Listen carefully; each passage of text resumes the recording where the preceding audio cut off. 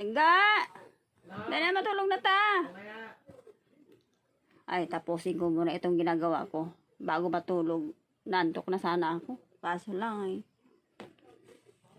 Tapusin ko muna ito kasi bukas iba naman ang gagawin ko. Maglalaba naman ako. Hirap kasi pag makalat ang loob ng parador. Hindi malaman kung saan kukunin. Hanap pa ng hanap. Hindi mo malaman kung saan mo pinanglagay. Kaya iba ang mga lagayan ng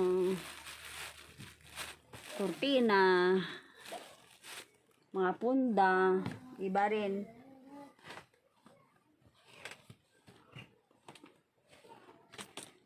Kabudle, maghanap ka ng ilapangita mo na makita. Pero pag hindi mo hinahanap, makita mo. Ay, thank you for watching.